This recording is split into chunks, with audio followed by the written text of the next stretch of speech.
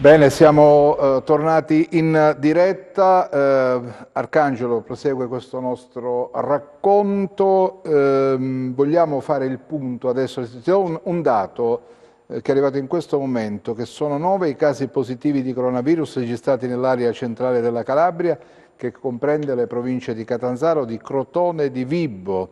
Questo è il bollettino emesso dal pugliese Ciaccio di Catanzaro. Da quando è iniziata l'emergenza sono stati eseguiti 1212 tamponi, 176 nelle ultime 20 ore. I pazienti risultati positivi provenienti da Catanzaro sono 2, 5 da Crotone e 2 da Vibo. Allo Stato sono ricoverati 17 pazienti nel reparto di malattie infettive e 10 quelli in terapia intensiva. Questa è la notizia, il bollettino ufficiale del pugliese Ciaccio. Arcangelo. Sì, io vi do un po' i dati invece che si riferiscono alla Calabria settentrionale. Il centro di maggiore crisi in questo momento può essere considerato a Bocchigliero, piccola cittadina abbarbicata alla Telefono. Sila, nell'area ionica, centro-settentrionale della nostra regione. Ci sono 9 casi riferibili a una casa di cura che insomma ha determinato per via del manifestarsi del Covid-19 la giunta regionale, ma in particolare il presidente Iole Santelli, a ordinarne la chiusura, quindi diventa zona rossa. Secondo centro di crisi altissimo è certamente Rogliano, città capoluogo, punto di riferimento della Valle del Savuto. Siamo sempre nella Calabria settentrionale, qui i casi continuano a crescere. Oggi ne abbiamo, secondo i dati in nostro possesso, a Gazzetta del Sud, 4 nuovi, e sono tutti casi riferibili alla filiera che ha interessato il sindaco, il vice sindaco, 2 assessori della giunta municipale di quel centro, ovviamente il comandante della polizia municipale, un professionista che è titolare, insomma, gestisce, presidente, diciamo, di una casa di cura dove sono stati registrati 2 morti, 2 anziani che sono morti ieri, sui quali si stanno effettuando anche dei tamponi post mortem. E poi un caso che riguarda Belsito, sempre Calabria settentrionale. Belsito, un 58enne ricoverato in condizioni serie all'ospedale dell'Annunziata di Cosenza, ed è di Belsito e non di Grimaldi, perché si era diffusa ieri la voce che si trattasse di un paziente proveniente da Grimaldi. Non è così, Grimaldi non è investito dal coronavirus in questo momento, bensì un paese vicino che è appunto Belsito. Abbiamo sentito anche come da Bocchigliero si chiede aiuto. La stessa cosa riguarda Rogliano, che si è dovuto inventare un amministratore, che è l'unico assessore in questo momento non colpito dal Covid-19, che avrà insomma il compito di fare un po' da sindaco, considerato che il sindaco e il vice sindaco sono ricoverati del reparto di malattie infettive. Da Bocchigliero l'appello del sindaco Alfonso Benevento, che dice: non ci abbandonate, aiutateci per soddisfare come dire, i bisogni primari, ma soprattutto, dice il sindaco, tamponate tutta la città, cioè sottoponete a test tutti noi cittadini, perché a questo punto c'è il pericolo che l'epidemia si diffonda. Questo è il quadro Sì, che possiamo darvi in Arcangelo. questo momento. Arcangelo, sentiamo questa telefonata, poi vediamo altre cose. Pronto? Salve, pronto, buongiorno. Buongiorno. Volevo sapere, essendo che stiamo vedendo questi casi qua a Cosenza, Non abbiamo ascoltato bene la telefonata. Lei diceva? allora, ora mi sente? Sì, prego. Essendo che vediamo tutti Casi. questi diciamo deceduti, Sì. volevo capire la situazione, come mai ancora non ci fanno fare un tampone in tutta la città? Bene, questa è la sua domanda. Arcangelo, un tampone a tutta la città diventa difficile, no? Sì, il criterio che stanno seguendo i virologi, insomma, quindi poi i sanitari incaricati di fare i tamponi, è questo: vengono sottoposti a test da tampone tutte le persone che sono entrate in contatto con i pazienti che risultano positivi, soprattutto anche con quelli che hanno una positività molto accesa, nel senso che hanno condizioni anche cliniche difficili, e quindi per ricostruire i loro contatti, per vedere quindi tutto intorno come si è allargato il coronavirus. Fare, per esempio, nel caso lei credo si tratti di una telespettatrice di Cosenza, fare un tampone per esempio a 60.000 persone sarebbe materialmente impossibile in questo momento. Non sono le strutture, no, in grado poi di elaborare il risultato del tampone, ma non ci sono i tamponi per farlo. In questo momento si sta seguendo questo tipo di criterio, si stanno eseguendo tamponi, lo stesso vale per spostarci anche a interessare il resto della Calabria, lo stesso vale a Rosarno, nella piana di Gioia Tauro, dove il medico di base, insieme alla moglie, dopo una crociera è risultato positivo, quindi stanno cercando di ricostruire il numero di pazienti con cui è entrato in contatto per poi sottoporre ciascun paziente a tampone. Lo stesso discorso si sta cercando di fare a Rossano Corigliano, dove un altro medico di base importante è risultato positivo. Quindi certo, più tempo passa, più si sente l'esigenza di sottoporre al tampone più persone possibile, perché se si riesce ad individuare subito un caso positivo lo si può isolare e quindi lo si può curare, si può evitare che infetti altre persone. Sicuramente, ma per far questo insomma, bisogna mettere in moto una macchina non da poco. Ho provato a chiedere anche all'ASP, per esempio. Sì, vai. Un attimo, scusi signora, ho provato un attimo a chiedere all'ASP Cosentina e mi hanno risposto che non è operazione semplicissima, cercheranno di fare i tamponi lì dove per decreto del Presidente della Giunta regionale il comune è stato chiuso e i casi sospetti verrà fatto il tampone. Abbiamo una telefonata, pronto? Pronto? Salve, scusate che prima è caduta anche la linea. Le volevo chiedere un'altra cosa, sempre per questo, diciamo, questa situazione di coronavirus. Cioè dovremmo stare chiusi, magari le persone vanno a lavorare e stare con la paura che comunque stanno male, che sentiamo la tosse, hanno l'influenza. Lo so. Come dovremmo, insomma, guardare la situazione? Grazie signor, può seguirci adesso attraverso la televisione. Beh, mantenendo quelle che sono le disposizioni, cioè la distanza di sicurezza, salvaguardando ognuno la propria persona, cioè ci sono una serie di indicazioni che ci consentono quantomeno di rimanere lontano dal contagio. Questo è, e l'isolamento serve proprio a questo. Chi va a lavorare, certo, chi lavora è più esposto, ma se mette in atto quelle che sono le indicazioni fornite dagli esperti, dovrebbe, come dire, svolgere il proprio lavoro in tranquillità, almeno questo è certo, l'ansia c'è sempre, ma non possiamo come dire, chi deve lavorare lo deve fare. Abbiamo un'altra telefonata, pronto? Pronto? Sì, prego. Volevo fare una proposta, anche se da un medico. Per tutte le persone che sono obbligate ad andare a lavorare, si può fare un tampone a tutte le persone che sono obbligate a uscire per lavoro, per altre cose estremamente necessarie, anche contribuendo al costo del tampone, pagando una sorta di ticket, diciamo. Lei dice per stare per essere tranquilli. sereni noi e i familiari che sono chiusi a casa. Lei dice per stare tranquilli, insomma. Sì, tutte le persone che sono in movimento, che devono uscire, quelli chiusi in casa stanno in casa, quelli che sono obbligati a uscire per lavoro o per altri motivi, tamponare tutte queste persone qua e anche contribuendo da parte nostra a pagare, diciamo, un 50% del costo del tampone. Sicuramente sono meno e siamo tranquilli noi e quelli che sono a casa e siamo meno peso per l'ospedale, la regione e tutto il resto. Bene, grazie. Arcangelo dice tutte le persone che vanno a lavorare, chissà se è possibile fare il tampone, addirittura contribuendo alle spese, costo del kit per fare il tampone. Il kit mi pare sia intorno a 20 euro, questo è. No, diciamo, la proposta è apprezzabile, soprattutto fatta in difesa, perché questo signore dice dobbiamo poi far stare tranquilli i nostri familiari. Sono tante le categorie a rischio, no?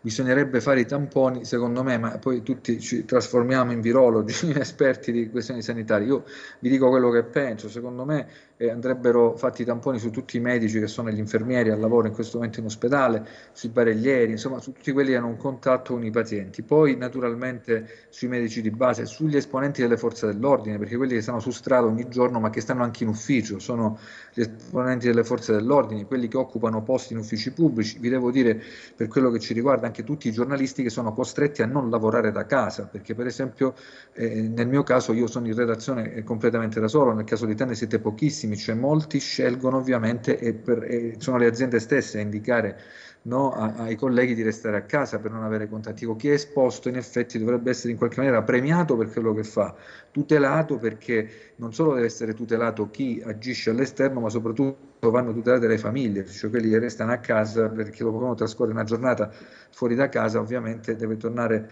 e garantire, no, al massimo i propri familiari con la propria salubrità, e per provare questa salubrità rispetto al coronavirus, che rimane in incubazione, che si manifesta non subito perché spesso è asintomatico nel primo periodo, ecco, andrebbero fatti i tamponi. Sono d'accordo con questo telespettatore, devo dirvi la verità, condivido le sue preoccupazioni e le sue richieste. Abbiamo un'altra telefonata, pronto? Buonasera. Prego. Volevo fare una domanda al giornalista della Gazzetta. Prego. Io ho una piccola azienda su Corigliano, un'azienda agricola. Mi chiamano gli operai che vogliono pagati, ma io non mi posso muovere. Che cosa posso fare? O come posso andare? Questo è tutto. Questo è un problema serio. Grazie. Grazie, anche questo è un problema non da poco. No, io questa preoccupazione, diciamo, sua la faccio mia, anche se io non ho un'azienda, ma insomma è la preoccupazione di centinaia di migliaia di italiani, di migliaia e migliaia di calabresi che non hanno uno stipendio, cioè quindi a fine mese, al di là delle chiacchiere, gli annunci nazionali, miliardi che vengono finanziati, poi questi soldi quando arriveranno nelle tasche delle persone che non hanno uno stipendio a fine mese, cioè come vivrà la gente che è stata costretta a chiudere le proprie attività. È un bel problema e non vorrei essere nei panni del governo, delle sue diramazioni locali, perché questa è una situazione, devo dirvelo chiaramente, destinata ad esplodere. Cioè, qui nel giro di 2 settimane, se non si trova il modo di far arrivare i soldi alla gente che non può lavorare, la situazione esploderà. Pensavo pure ai pensionati, no? Le poste annunciano: manterremo nelle cittadine con più di 5.000 abitanti gli uffici aperti. Bene, tutti gli altri, o dire a un pensionato: collegatevi www.postitaliani, ma un pensionato magari che ha 80 anni non è in grado di farlo. Bisognerebbe anche in questo caso mobilitare l'esercito, questo sì, con le strutture logistiche per aiutare, non so, i pensionati che non possono fare la fila alle poste o che non è opportuno che si assemblino davanti alle poste, consentire a questa gente di ricevere a casa magari il denaro, cioè di andare a prendere per loro le pensioni. Quindi immaginate quest'altro esercito di anziani che non sa come muoversi, tra l'altro una categoria a rischio. Insomma, i problemi sono tanti e seri in questo momento nel nostro paese e nella nostra regione in particolare. Adesso questo dei soldini che mancano, le aziende che chiudono, i lavoratori che sono a casa senza soldi, questo è un problema terribile. Noi riceviamo ogni giorno decine e decine di mail, di telefonate che vanno in questa direzione. Abbiamo una telefonata, poi volevo far sentire ai vostri telespettatori quello che dice Franco Napoli della Confapi, proprio a proposito di questa situazione di difficoltà delle aziende. Pronto? Volevo sapere la situazione di questo contagio, come bisogna fare per andare avanti, che noi non stiamo uscendo da 15 giorni, siamo obbligati a stare dentro, mentre la situazione noi non abbiamo nulla. Grazie, bisogna rispettare le regole che ci hanno consigliato gli scienziati, non possiamo fare altro, dobbiamo difenderci da questo E se la situazione invece non va, diciamo, non risolviamo la situazione, dovremmo stare così fino a luglio? No, bisogna avere un po' di speranza, di fiducia, prima o poi qualcosa in qualche modo interverrà per liberarci da questa angoscia quotidiana. Grazie. E un'altra cosa. Sì. E come mai i tamponi non li vogliono fare se qualcuno è positivo nelle famiglie? No, se qualcuno è positivo in famiglia sicuramente i tamponi si fanno il resto dei familiari. Se non hanno sintomi no. Se non hanno sintomi, non lo so, questo poi dipende dalla valutazione che fa il medico abilitato dall'ASP a gestire queste fasi diciamo di contatto con i pazienti. Grazie della telefonata. Lo vogliamo sentire a Franco Napoli? La regia può mandarlo in onda. Di fronte ad una crisi che non ha precedenti, c'è un nemico insidioso che si chiama burocrazia. Il tempo non è una variabile indipendente. Le misure vanno rese subito fruibili per imprese e lavoratori. La potenza di fuoco sviluppata e annunciata dalle banche centrali deve trasformarsi in misure immediatamente applicabili, con regole semplici, chiare e veloci. Cosa propone Confapi Calabria? L'anticipazione da parte delle banche dei trattamenti di cassa integrazione guadagni straordinari anche in deroga a favore di tutti i lavoratori, come è stato già fatto in passato in accordo con l'UBI, l'Unione Bancaria. In questo modo i nostri collaboratori sarebbero pagati ogni fine mese e non dovrebbero attendere i tempi decisamente più lunghi della burocrazia di regioni ed INPS. Seconda proposta, ogni banca metta a disposizione 1/12 del fatturato del bilancio dell'anno precedente di tutte le imprese, più il costo del lavoro denunciato nel mese di febbraio all'INPS. Questa azione garantirebbe a tutte le imprese quella liquidità che permetterà non solo di affrontare l'oggi, ma soprattutto di pianificare il domani. Il nostro sistema del credito deve quindi giocare un ruolo di responsabilità molto importante, ancora di più di quanto ha fatto nel passato. Per poter dire ce la faremo, bisogna anche costruire le condizioni per farcela davvero, altrimenti saranno parole vuote. Grazie a Franco Napoli e poi ne discutiamo di questo. Arcangelo, sentiamo adesso la telefonata. Pronto? Pronto, buonasera, chiedo scusa. Prego. Volevo fare una mia idea. Prego. Innanzitutto speriamo il prima possibile che riusciamo ad uscire da questa situazione di pericolo, perché prima dobbiamo pensare a questo. Poi vi volevo fare un'altra domanda. Noi persone che lavoriamo per i comuni, via di Cosenza, via di Rende, noi operatori ecologici, persone che siamo in mezzo alle strade, no? I comuni stanno facendo, ed è giusto, tanta solidarietà, evitiamo le tasse ai negozianti, a quello e quell'altro. Ed è giusto che sia così, ma ci stanno pensando che poi anche noi dobbiamo pagarci e noi già prendiamo un misero, se stipendio si può chiamare, prendiamo un misero stipendio, perché parliamoci chiaro, fino a 15 giorni fa le attività hanno lavorato e alla grande tutte quante, non penso che già sono proprio alla crisi forte nemmeno 2 settimane che hanno chiuso, perché è facile che loro si buttano in crisi a 2 settimane che hanno chiuso e poi scendiamo di sotto noi operai, perché poi succede questo, ma a noi le tasse non ci vengono pagate, non vi possiamo pagare. Già si sta paventando questa cosa, perché poi viene brutto, in quanto anche noi abbiamo famiglie. E noi non prendiamo stipendi da 1.500 euro, 1.600 euro, ma prendiamo stipendi sotto i 1.000 euro e stiamo garantendo i servizi giornalmente. Il dottore della Gazzetta, adesso non mi viene in mente il nome, ci vede anche sotto casa sua che passiamo sia nei turbini, sia tutto. I servizi li stiamo garantendo, sia a Rende, sia a Cosenza, a tutte le parti. L'importante è che poi non ci andiamo noi di sotto, perché è la scusa che vanno trovando spesso e volentieri. Grazie, gentilissimo. Volevo un vostro parere. Grazie. Cominci tu, Arcangelo, vai.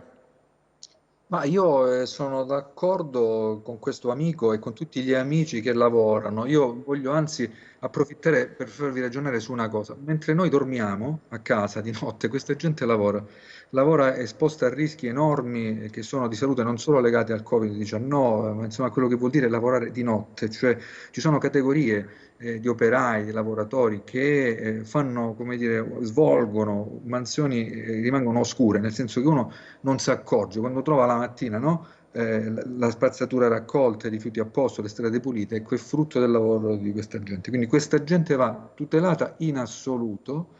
Mi auguro che questa solita storia, perché la stessa paura che io ho più in generale, cioè si annunciano grandi risorse finanziarie, poi queste risorse finanziarie quando verranno distribuite, come verranno distribuite, che ne sarà di quello che ha dovuto chiudere l'attività o dell'operatore che ogni notte lavora e poi si ritrova il comune e dice io non ho risorse, non posso pagarti, o l'azienda che lavora per conto del comune che dice il comune non ci paga quindi noi non ti possiamo pagare, cioè come si riesce a evitare questo meccanismo che in Italia è ricorrente, ha ragione il nostro telespettatore, spesse volte poi queste cose si verificano nel nostro paese. Quindi attenzione, perché altrimenti questo coronavirus, oltre ad essere una bomba dal punto di vista sanitario, diventerà una bomba dal punto di vista sociale. Mi è piaciuto l'intervento di Franco Napoli, passiamo a parlare di piccole e medie imprese, perché ha dato dei suggerimenti reali. Anche qui, che aspettiamo per pagare tutti i dipendenti pure delle piccole e medie imprese? Il messaggio che viene dalla collettività, come dagli imprenditori, come dagli operai,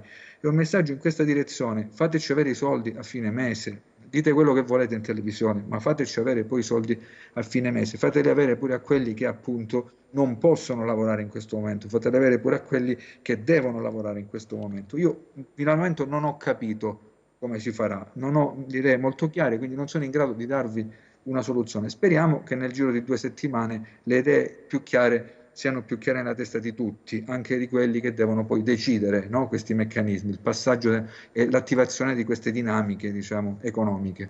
Ma io onestamente non l'ho vista chiara non ho visto chiaro questo percorso che ha in mente il governo. Giustamente, la persona che ha chiamato prima, le due persone, sia l'imprenditore che il lavoratore ecologico, dicevano sostanzialmente: ho capito, ma poi tutto quello che sta accadendo mica può finire tutto sulle nostre spalle, può schiacciarci, perché in caso dell'impresa, se l'impresa non lavora, certamente è costretta a chiudere i battenti, e i lavoratori che facevano parte dell'azienda che fine faranno?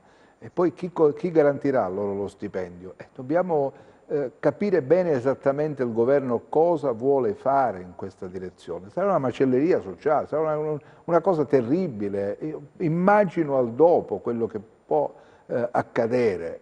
Mica si può dire a questa gente: voi avete lavorato, adesso siccome non ci sono i soldi non possiamo fare niente, dovete aspettare chissà quando avremo la possibilità di pagarvi. No, non va bene così, bisogna deciderlo adesso, bisogna essere chiari adesso, bisogna disegnare un percorso, e senza tutta, come diceva Franco Napoli, tutta questa burocrazia in mezzo che impedisce, che blocca, che frena qui bisogna andare in maniera spedita, veloce. Ci sono le istanze, vanno soddisfatte. Ci sono i bisogni, vanno soddisfatti. Non si può aspettare, non si può andare, poi vediamo, quando poi finirà tutto, ci regoleremo, faremo quello che c'è da fare. Ho capito, ma intanto la gente oggi come vive? Sono d'accordo e sottolineo anche questo, no? Non per può sembrare anche di essere presuntuoso. Scusami Arcangelo, sentiamo torno ai pensionati, abbiamo visto gli operai, no? Questi operai che ogni notte lavorano, tengono pulita la città, raccolgono i rifiuti, i piccoli imprenditori costretti a chiudere, il bar, il piccolo negozio, cioè, non possono lavorare.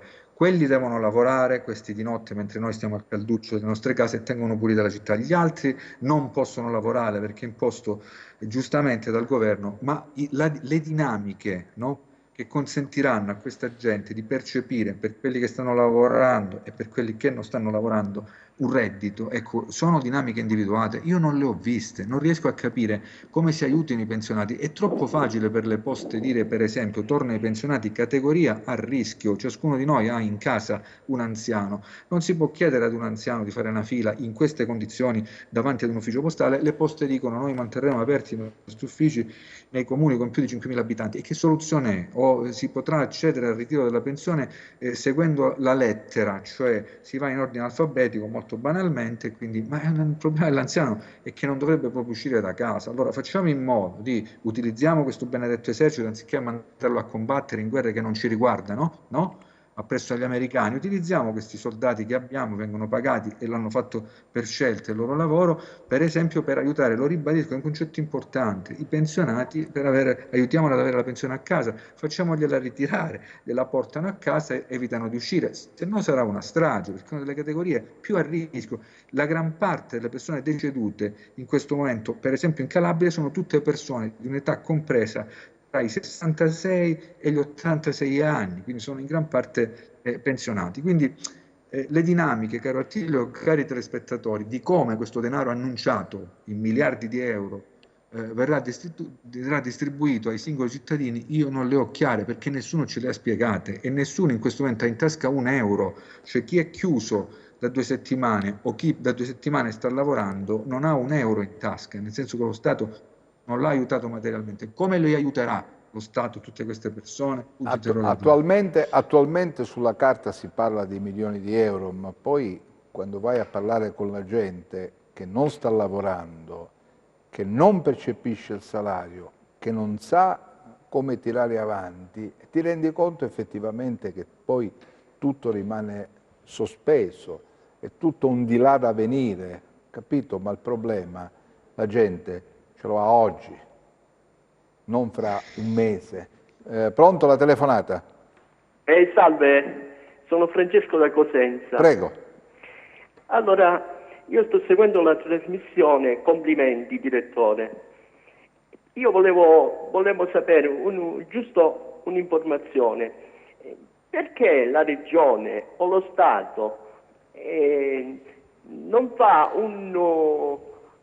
come vi posso dire, un fondo? Un fondo per queste persone, per chi è a casa che non può uscire, no? Perché ci sono un sacco di aziende che praticamente non esistono più, dai. Sperando che chiudono. Non esistono più. Perché falliscono e quindi ci saranno molti disoccupati. Fare un fondo di aiuto dalla Regione, dai comuni, dallo Stato e aiutare le piccole imprese. Io vi ringrazio. Vero. E vi auguro buon proseguimento. Grazie. È vero, ci vuole qualcosa. Bisogna che qualcuno se lo inventi, che trovi le persone che sono in difficoltà, trovino un interlocutore, non un muro di gomma, una persona anche fisica che possa in qualche modo rispondere alle istanze di questa gente. Se no, di che cosa parliamo? In questo momento chi è in casa vive due angosce, l'angoscia del contagio, ognuno ha paura che qualcuno possa contagiarsi nella propria famiglia, tra i propri amici, cioè, quindi l'angoscia di stare chiusi, una condizione quindi psicologica tremenda perché non si è abituati a vivere chiusi a casa per giorni e giorni. La seconda angoscia è di non avere i soldi, cioè di non avere un reddito, di non percepire alcun tipo di reddito e rispetto a questa seconda angoscia, mentre rispetto alla prima ti puoi difendere dal virus stando a casa. Rispetto alla seconda angoscia non sai come difenderti perché nessuno ti dice che ti stanno arrivando i soldi, nessuno ti ha detto che a fine mese tu che avevi la piccola azienda hai i soldi di sicuro o tu operaio che stai lavorando in condizioni di rischio enorme e mi riferisco all'operaio che ha chiamato prima, sei sicuro che verrai pagato. I soldi in tasca, chi in questo momento è chiuso in casa e è costretto a non lavorare, non ce li ha. E quindi pensa, ma chi me li dovrà dare? E sente no, ogni giorno in televisione, giustamente, le determinazioni del governo, ascolta le parole dei nostri amministratori pubblici, ma alla sera poi quando va a dormire dice, bene, ma io 200 euro per non so, continuare ad andare avanti, dove li prendo? Ecco, io questo continuo a non averlo chiaro e mi auguro che si riesca in tempi diciamo relativamente brevi ad assicurare qui sì davvero un reddito di cittadinanza per tutti, perché siamo di fronte a migliaia e migliaia, io parlo della nostra regione, della Calabria, ma può valere per il resto del paese, di fronte a migliaia e migliaia di persone disperate che non hanno come dire, come sbarcare il lunario. Pensiamo a questo, affrontiamo la crisi sanitaria che è un problema serissimo, affrontiamo adesso pure questa crisi economica e sociale che investe tutte le famiglie, un po' di più o un po' di meno a seconda della condizione iniziale, no, economica di ciascuna famiglia, ma è un problema devastante anche dal punto di vista psicologico. Cioè un padre di famiglia non riesce a prendere sonno, comincia a dire ma sono passate 2 settimane qui adesso, ecco. Non vedi nulla oltre questo momento di difficoltà, sei chiuso in questa angoscia dettata dalla condizione dell'ipotesi che tu possa prendere il virus, non puoi, quindi non esci, stai in casa, stando in casa non lavori, la tua azienda va in crisi e non sai a questo punto chi deve garantirti i soldi per andare avanti in questi giorni in cui dobbiamo tutti rispettare le regole. Ci fermiamo un attimo, c'è la pubblicità, poi ti dico, diciamo ai nostri telespettatori, che la proposta della nave ospedale formulata ieri, no? Ricordate quella che sembrava un'ipotesi per garantire la soluzione delle 90 persone messe in quarantena, pare non trovi come dire, sostegno da parte della Regione. Vediamo la pubblicità.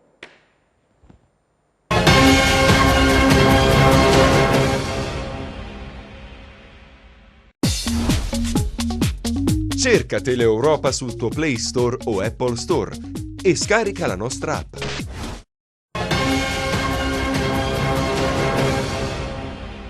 Allora, torniamo in diretta, abbiamo un'altra telefonata, pronto? Buonasera direttore. Prego. Sono Raffaele, io sono un papà separato,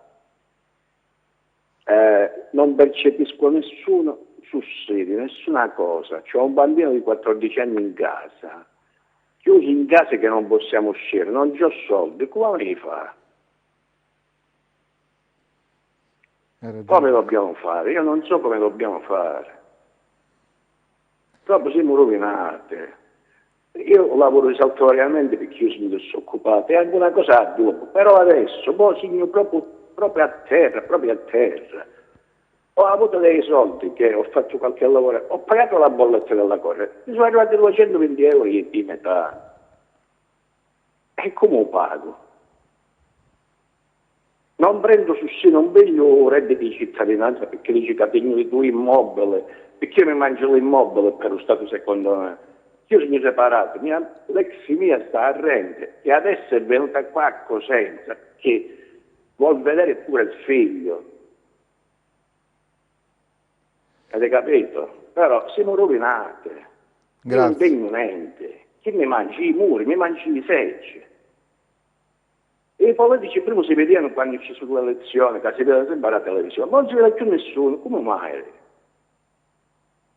Nessuno si vede solamente quando ci sono le votazioni, tipo un voto, a me chissà, che io non ne ho votato mai a nessuno, come ne frega di nessuno.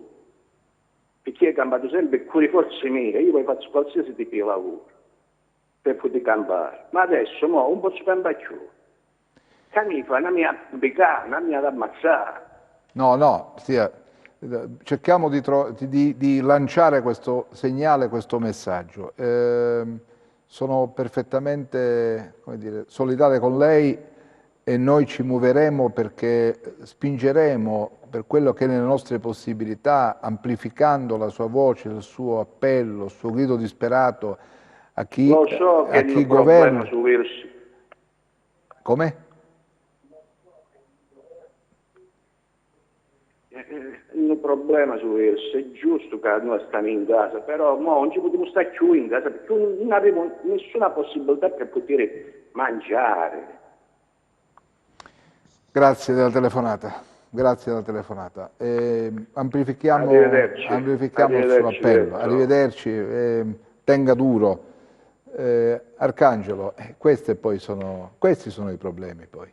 Per questo avevamo suggerito, scusami Arcangelo, per questo noi suggeriamo, non so, alla Regione di trovare risorse, perché deve garantire a queste persone, deve garantire la possibilità di andare avanti. Ma come si fa?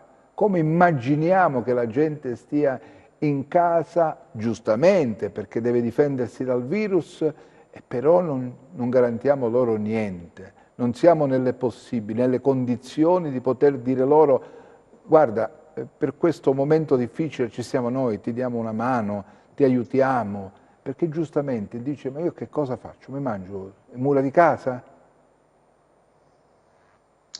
Sì, non è una condizione appunto isolata quella di questo signore a cui va la nostra solidarietà, ma poi tutto quello che abbiamo detto fino adesso va in quella direzione, cioè stiamo cercando di fare capire a tutti che vanno bene ovviamente le misure, per carità è giusto contenere l'espansione del virus, è giusto prevedere l'investimento di grandi denari, però ecco, tutte queste somme previste vengano poi distribuite alla popolazione, perché questo signore non ha un lavoro fisso, ce ne sono tantissimi che non hanno un lavoro stabile, ci sono pure quelli che hanno piccole aziende e che sono stati costretti a chiudere, cioè tutte queste persone tra una settimana si troveranno veramente senza avere la possibilità di andare al supermercato a fare la spesa, pure lì una spesa, come dire, che va fatta, no, seguendo alcune procedure di distanziamento sociale che sono giustissime, ma non ci sarà la possibilità di fare neppure quello. Quindi che ne sarà di tutte queste persone? Ecco, si comincia adesso ad andare nel pratico, perché conferenze stampa ogni giorno, pure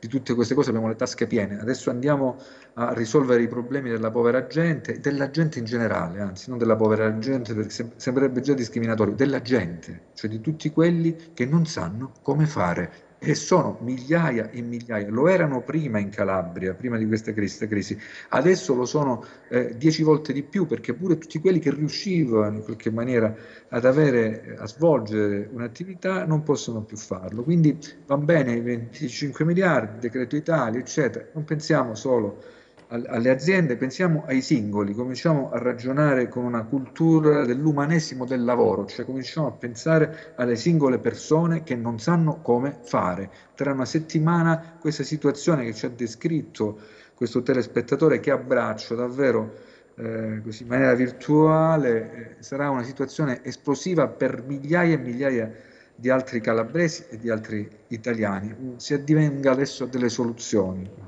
Basta conferenze stampe, proclami, adesso troviamo il modo di far arrivare i soldi alle persone, quindi anche agli imprenditori, agli operai, a tutti. Facciamo in modo che chi è costretto a non lavorare abbia di che sfamarsi, perché fino al momento io questi meccanismi non li vedo, cioè non ho visto attivati questi meccanismi.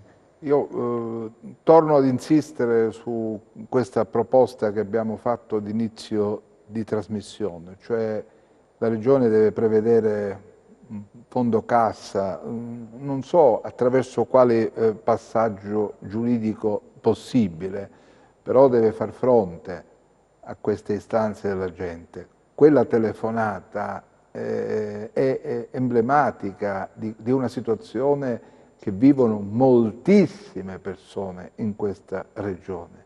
La sacca di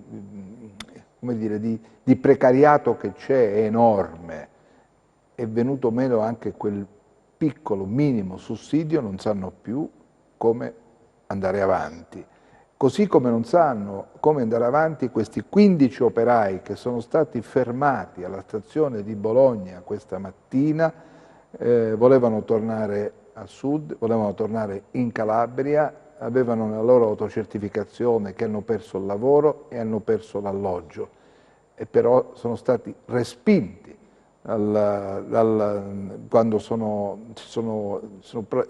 andati a prendere il treno, perché secondo le ultime direttive, quindi alle disposizioni emanate da alcune regioni del sud e naturalmente anche la Calabria, queste motivazioni non vengono ritenute sufficienti per giustificare lo spostamento. Ora immaginate anche questa gente che sta lì, ha perso il lavoro, ha perso la casa, rimane così sospesa, non sa veramente come fare. Abbiamo una telefonata, pronto? Pronto? Prego. Buonasera direttore, sono Antonella da Castrolibero. Prego. Volevo fare una comunicazione. Siccome io cioè abito con un compagno, abbiamo 3 figli e giustamente è il solito problema di tutto. Io lavoravo, però che ero casalinga, però adesso non sto lavorando più con questo virus. E come si fa? Ho chiamato al comune, mi hanno mandato pure la roba scaduta dell'8cc, che se ci viene una colica di pancia manco possiamo andare in ospedale. Lo so, signora. Cioè, non sono cose da fare, cioè viviamo in una situazione, la vivono un po' tutti, però noi che lavoriamo in nero, che se lavoriamo mangiamo, se non lavoriamo non mangiamo, come si deve fare? Mio marito è disoccupato nel 2013. Signora, ha ragione, io sono con lei, capisco, così non si può andare avanti. Ovviamente devono pure vedere, devono prendere una decisione, devono fare qualcosa per non solo per me, per tutte queste persone che lavorano in nero, che oggi come oggi non possono lavorare e non sanno cosa mangiare. Grazie signora, grazie della sua testimonianza. Grazie a lei. L'abbraccio virtualmente, ecco, perché capisco effettivamente che i problemi sono tanti. Tu dicevi prima, Arcangelo, questi soldi che arrivano, promessi, lo Stato, conferenze stampa, c'è come dire, un messaggio del nostro Premier Conte che dice all'Unione Europea che la risposta in termini economici sia poderosa, coesa e rapida. Sì, però fino a quando si firmerà tutto, fino a quando ci sarà la disponibilità economica, fino a quando questi soldi verranno messi a disposizione, magari penso delle regioni o dei ministeri preposti, le persone come le ultime che hanno telefonato, come fanno ad andare avanti? Allora, io direi anche di sgombrare il campo, poi vi devo lasciare perché torno al mio lavoro, al mio computer per concludere titoli e fare le pagine di Gazzetta del Sud. Io credo che bisogna cominciare con ragionare, dopo questa tragedia che sta investendo non l'Italia ma l'umanità, non la Calabria, ma l'Europa, non l'Europa ma il mondo, bisogna tornare a pensare alle persone, non ai gruppi industriali, non ai grandi imprenditori, non agli interessi delle grandi agenzie economiche che governano questo pianeta, non agli speculatori di borsa. Bisogna tornare a pensare alle persone, e le persone sono quelle che avete ascoltato, cioè le persone che faticano normalmente ad avere un reddito. Nelle regioni del sud ci sono migliaia di persone tenute in queste condizioni perché sono quelle ricattabili poi quando è ora di ottenere consenso sociale, perché si fanno delle promesse che poi non vengono mantenute. Va avanti così da più di 50 anni, e allora bisognerà tornare a pensare alle persone. Prima però di arrivare ad una fase normale nella quale si possa tornare a pensare alle persone, a tutte le persone, non ai gruppi, ma alle persone, io credo che occorrerà in tempi celerissimi, nel giro di una settimana, trovare una soluzione, altrimenti la situazione diventerà esplosiva. Lo è già dal punto di vista sanitario, lo diventerà dal punto di vista sociale ed economico, perché le testimonianze che abbiamo raccolto oggi pomeriggio e quelle che raccogliamo quotidianamente, attraverso anche le email che arrivano alla Gazzetta del Sud, al mio giornale, come quelle che arrivano a TEN, ma arrivano ormai a tutti gli organi di informazione, sono testimonianze che lasciano davvero senza parole. Ciascuno di noi che ha tanto, cioè pochissimo, deve sentirsi fortunato, perché ce ne sono migliaia che non hanno nulla, e se la situazione non viene sbloccata arriveremo a un punto, secondo me, di rottura e quindi di non controllo. Io voglio essere ottimista, spero nell'intelligenza degli italiani, come dire, nella genialità del popolo italiano. Credo sempre di meno, ve lo dico chiaramente, in questa Unione Europea, quindi questo appello all'Unione Europea lascia il tempo che trova, perché qui ogni Stato ha i suoi problemi e poi ogni Stato va per i fatti propri, quindi non è vero che c'è coesione, non c'è niente in questa Unione Europea. Anche questa emergenza sanitaria, dopo quelle militari, di politica estera, del passato ed economica, avevano dimostrato, anche questa emergenza sanitaria dimostra l'inconsistenza di questa Unione Europea. Ecco, mi auguro che la genialità dei nostri governanti, tipica degli italiani, che hanno reso gli italiani famosi nel mondo, possa aiutarci a trovare una soluzione. Un'ultima cosa: noi non siamo razzisti, noi siamo, in ogni nostra famiglia ci sono 1 o 2 emigranti che sono partiti nel secolo scorso per andare a cercare fortuna perché qui non c'era niente.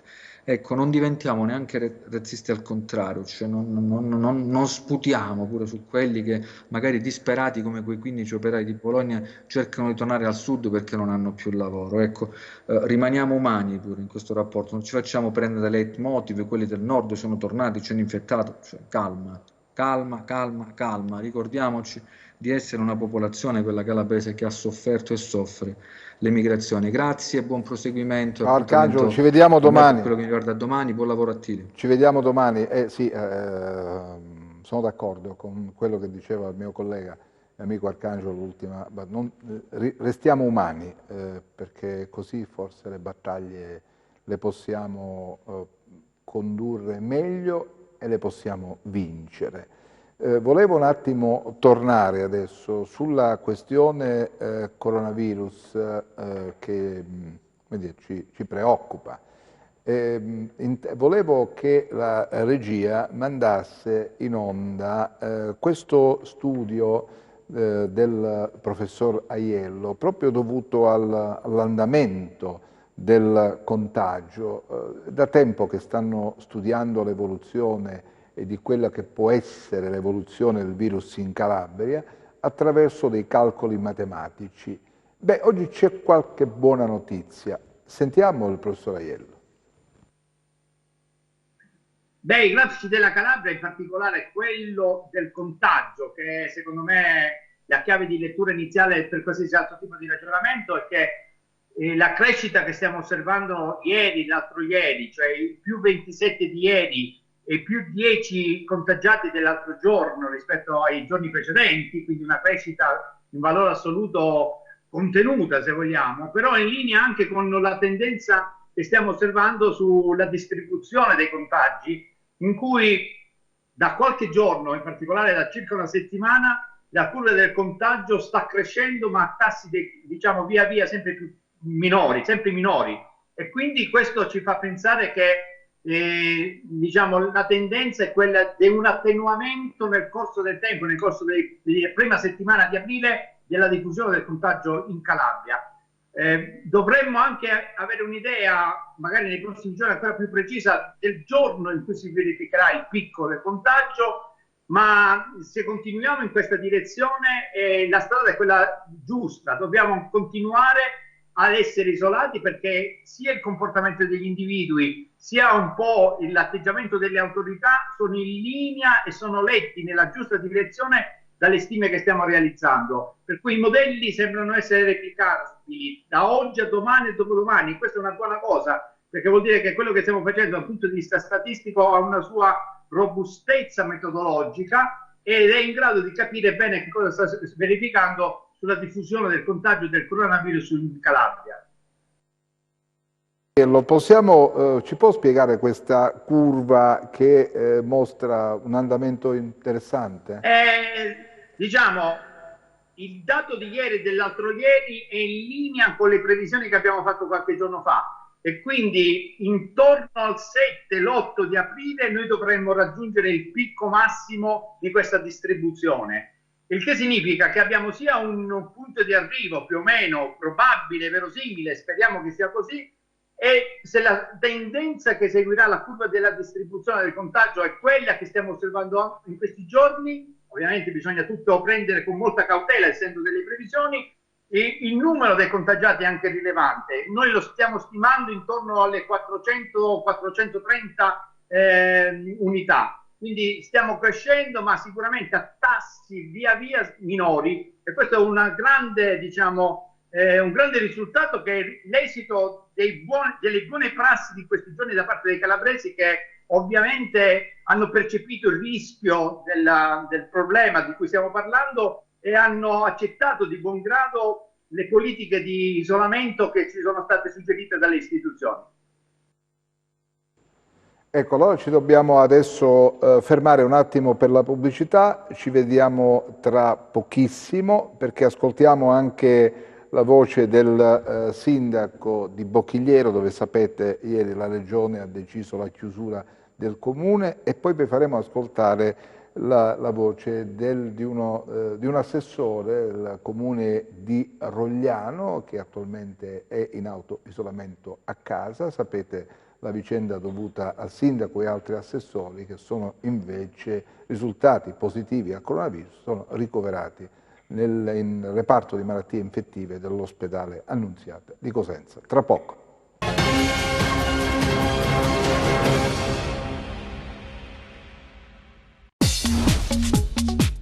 Cerca Teleeuropa sul tuo Play Store o Apple Store e scarica la nostra app.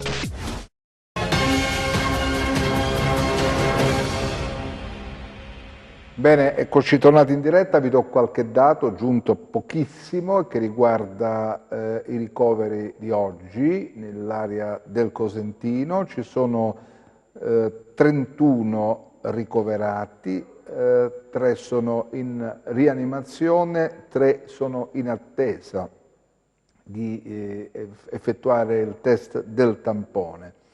6 Covid positivi sono stati trasferiti nell'ospedale di Rogliano, 3 a Castrovillari, 5 sono i pazienti a Cetraro, di cui 3 positivi, e 2 pazienti della provincia di Cosenza sono stati trasferiti all'ospedale di Catanzaro. Ma la situazione resta seria, molto seria, in quel di Bocchigliero, dove ieri con un decreto il presidente della regione Jole Santelli ha chiuso il comune. Sentite cosa ci dice il sindaco. Stamattina sono arrivati gli ultimi esiti dei tamponi fatti ai dipendenti della struttura e solo 3 anziani ospiti sempre della stessa struttura.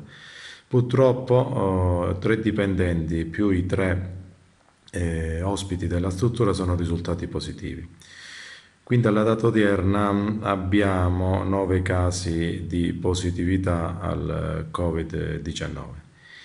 Chiaramente questo pone il Paese in una condizione di vera emergenza. Ieri la Presidente della Giunta regionale, l'onorevole Santelli, ha disposto l'isolamento del nostro piccolo borgo. È chiaro che la popolazione vive un momento di sgomento perché giorno dopo giorno purtroppo si assiste ad un elevato numero di casi.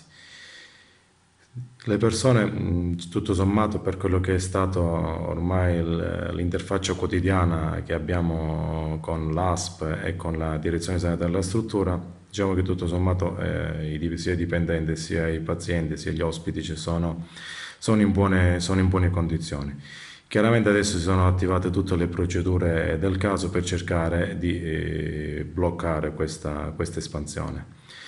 Innanzitutto sono in corso, ho sentito il dottore Rizzo dell'ASPA, i tamponi per quanto riguarda gli altri ospiti della struttura, in modo da circoscrivere e capire bene qual è l'estensione che speriamo sia la minore possibile. Poi ci siamo attivati insieme alla Giunta a fare un'istanza alla Regione Calabria, alla Protezione Civile, all'ASP, cioè a tutti quegli organismi superiori, compresa chiaramente anche la Prefettura, affinché, è vero che il Paese è isolato, ma oggi viviamo una situazione emergenziale, quindi le istituzioni devono far fronte a questa emergenza e supportare in toto la popolazione nei bisogni necessari.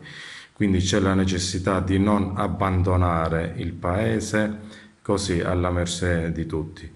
Chiaramente abbiamo chiesto ufficialmente assistenza per quelle che sono le prime necessità e a questo abbiamo legato anche l'obbligo da parte degli enti superiori di venire a fare i tamponi a tutta la cittadinanza. Intanto, mentre andava in onda, ecco l'intervista del sindaco di Bocchigliero, sappiamo che sono risultati positivi al Covid sia gli ospiti che la gente che lavorava all'interno della struttura. Ecco perché la decisione assunta dalla Presidente Santelli di chiudere il comune per verificare bene, fare una serie di tamponi anche a campione per capire la diffusione del coronavirus nell'area della cittadina silana. Mentre andavamo in onda arrivano tanti messaggi, naturalmente il leitmotiv è sempre lo stesso, la questione legata al lavoro che non c'è, ai soldi, alla difficoltà di andare avanti, ma anche problemi pratici. Ci scrivono dicendo vabbè, la Posta ha fatto bene a prendere quelle decisioni per il pagamento delle pensioni. Si può fare la stessa cosa in banca, perché bisogna andare a sottoporsi a queste lunghe code. Allora ogni istituto bancario potrebbe prendere una decisione di questo tipo. Altri ci chiedono per esempio la situazione nei territori di Acri, di Rogliano, di Luzzi, in tutta la provincia. Al momento di casi non sono stati segnalati, c'è il caso di Belsito di cui abbiamo parlato ad inizio di trasmissione, ma preoccupa anche la situazione a Rogliano. Sapete, il sindaco, il vice sindaco, il consigliere con delega alla cultura sono ricoverati nel reparto di malattie infettive, altri sono in quarantena a casa, altri ancora sono in corso accertamenti tramite il test del tampone. Sentite cosa ci ha detto in questo messaggio inviatoci dall'assessore del comune di Rogliano, l'unico attualmente a casa, e l'assessore che ha voluto tranquillizzare i cittadini. Sentiamo. Salve a tutti, sono Francesco Altomare e sono l'assessore del comune di Rogliano. Anch'io sono risultato positivo al Covid-19, ma per fortuna non ho avuto molti sintomi e sono in accordo con le autorità competenti rimasto in sorveglianza sanitaria a casa presso il mio domicilio.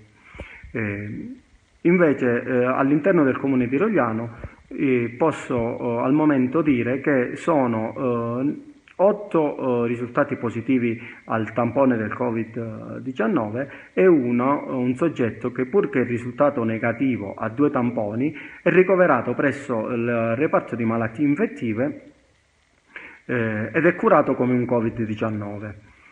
Tra quelli ricoverati al reparto di malattie infettive, che in questo momento sono 6, noi abbiamo anche il nostro sindaco Giovanni Altomare, il vice sindaco e un consigliere del comune. Le loro condizioni sono stabili e si stanno piano piano riprendendo.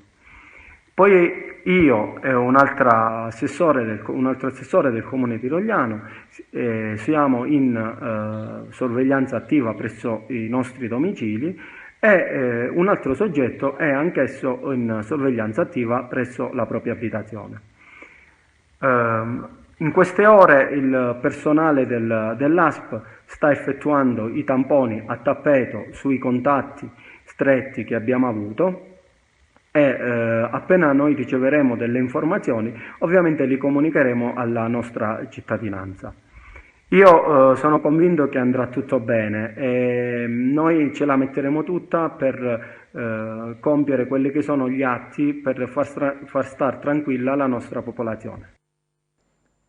Bene, grazie, in bocca al lupo, guarisci presto, così come l'augurio va esteso a tutti coloro i quali in questo momento si trovano in quarantena, volontari in casa, altri che si trovano in ospedale. C'è un messaggio che arriva dall'area della fascia presilana, dice il cittadino che ci scrive, dice, beh, noi abbiamo un unico presidio ospedaliero che è quello di Acri per quella zona, ma Acri non è previsto un ospedale Covid, quindi noi dobbiamo in qualche modo eventualmente spostarci da altre parti e questo dobbiamo sottoporre questa domanda ai dirigenti dell'ASP. Intanto da Catanzaro il sindaco dice: condivido pienamente le richieste avanzate da più parti di estendere i tamponi a tutti i lavoratori che operano in prima linea e subito dopo a tutti i cittadini catanzaresi e della provincia. Ritengo dunque giustissimo, dice ancora Abramo, che a Catanzaro in provincia i controlli a tappeto vengano effettuati non solo, come ho chiesto e ottenuto dall'ASP nella giornata di ieri, a ogni dipendente del settore supermercati alimentari, ma anche alle altre categorie di lavoratori e lavoratrici che rimangono a contatto con i cittadini. Beh, questa dovrebbe essere una regola da mettere in campo immediatamente in ogni parte del nostro territorio.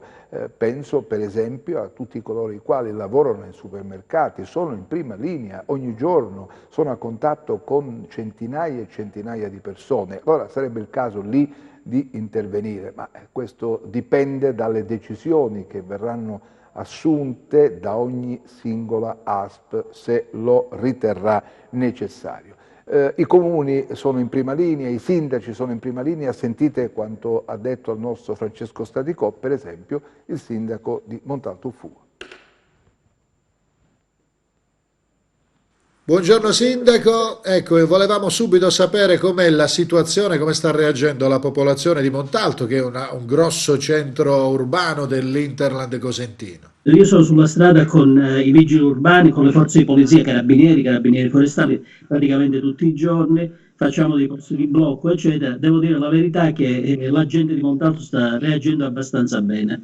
Non abbiamo grosse problematiche, qualcuno, i soliti irriducibili, no? Ci sono, ma adesso speriamo che con queste multe che ha introdotto il governo, chissà che toccando dalla tasca non decidano di stare a casa. Ecco, lei quindi è d'accordo insomma su stringere un po' di più? Secondo me bisognava chiudere tutto, tenere soltanto generi alimentari e farmacie aperte, perché abbiamo delle difficoltà. Noi ieri per esempio abbiamo controllato in 3 ore a Settimo di Montalto più di 300 auto tra entrata e uscita, però buona parte erano gente che si spostava giustificata, con autocertificazione supportate da documenti che giustificavano la possibilità di poter entrare e uscire dal territorio. Perché? Perché ci sono troppe attività, troppe categorie di attività che sono aperte e quindi è chiaro che praticamente così facendo la gente ha la possibilità di uscire. Ecco, Sindaco, voi avete nel vostro territorio anche dei call center. Lei, insomma, si era mosso in questo senso. Qual è la situazione attualmente? Io sono andato a fare un sopralluogo con vigili urbani e con i carabinieri sul posto. Al call center avevo trovato una serie di criticità che secondo me rendevano sostanzialmente impossibile lavorare e rispettare le prescrizioni del governo, per cui ho adottato un'ordinanza di sospensione dell'attività. Con delle prescrizioni. Queste prescrizioni sono state adoperate e mi è stato portato, ho fatto una relazione da parte del comandante della Polizia Municipale e poi ho ottenuto anche le certificazioni dei prodotti utilizzati per la sanificazione e proprio ieri ho emanato la revoca di quell'ordinanza, ma ho consigliato perché non potevo fare un'ordinanza apposita, ho consigliato l'adozione di tutta una serie di precauzioni, tipo per esempio il fatto che le postazioni, su ogni postazione si alternano più persone, quindi ho imposto la sanificazione di ogni postazione alla fine di ogni turno di lavoro, così come altre prescrizioni che ho dettato. Questo era il contributo del sindaco di Montalto Fugo. Vi leggo la notizia: salgono a 30 i medici morti in questi giorni per Covid-19, 17 erano medici di famiglia. Tra ieri e oggi, dei 6 medici morti, ben 5 erano di base. Questo dovrebbe far riflettere le istituzioni sanitarie. Gli operatori sanitari vanno protetti e nessuno può sentirsi in pace con la coscienza se continua ad esporre il personale sanitario senza protezioni, e questo lo dice il segretario nazionale del sindacato FIMG, Silvestro Scotti, rendendo noto il decesso di un altro loro collega. A proposito di medici in prima linea, di medici che devono rispondere ogni istante alle sollecitazioni dei pazienti, dei loro pazienti, sentite quando ci dice Antonio Dingianna, che è il segretario provinciale proprio di questo sindacato, ci racconta qual è la situazione nell'area del Pollino Cosentino. Vediamo. Buongiorno a tutti. La situazione nel distretto Esaro-Pollino per quanto riguarda l'epidemia di coronavirus ad oggi è la seguente. Abbiamo 183 cittadini del nostro distretto in quarantena obbligatoria per il rientro nella nostra regione, 82 sono invece in quarantena per contatti stretti con pazienti considerati positivi al coronavirus, abbiamo 5 pazienti in isolamento domiciliare positivi infettati dal coronavirus e 3 sono ricoverati, più 3 che sono ricoverati con la malattia e con problemi respiratori più seri nell'ospedale di Cosenza e ospedale di Castrovillari. Stiamo tutti quanti sorvegliando insieme ai colleghi del Dipartimento di Prevenzione del distretto Esaro-Pollino. I 5 pazienti che sono positivi e sono in isolamento domiciliare vengono seguiti da noi medici di famiglia seguendo una certa procedura. Abbiamo ai miei pazienti, per esempio, ho dato un pulsiossimetro, un saturimetro per la misurazione della saturimetria dell'ossigeno nel sangue periferico, oltre all'apparecchietto per la pressione, e tutti i giorni ci mettiamo in contatto mattina e pomeriggio per raccogliere i dati. E quindi cosa andiamo a raccogliere in modo particolare? La saturimetria dell'ossigeno, la frequenza cardiaca, la pressione, guardiamo lo stato di vigilanza, la frequenza respiratoria e in base ad un algo, diciamo, ad uno score, vediamo se la situazione è praticamente tranquilla, possono essere seguiti ancora a domicilio oppure se devono essere ricoverati in ospedale. Quindi stiamo facendo questo tipo di controllo insieme anche ai colleghi del Dipartimento di Prevenzione. Grazie al dottor Dingianna, Antonio Dingianna. Noi abbiamo a questo punto terminato il nostro racconto quotidiano. Vi ringrazio per essere stati con noi, vi auguro buon proseguimento di giornata e vi anticipo che cominceremo a battere perché venga in qualche modo presa in considerazione l'istanza delle persone che vivono una condizione economica disastrosa, costretti a vivere in casa senza avere la possibilità di acquistare il pane. Faremo una serie di trasmissioni su questo, coinvolgeremo il governo regionale, cercheremo di capire se è possibile immaginare un percorso che possa alleviare le sofferenze di migliaia di donne e di uomini in Calabria che vivono in condizioni disperate. È tutto, grazie, buon proseguimento.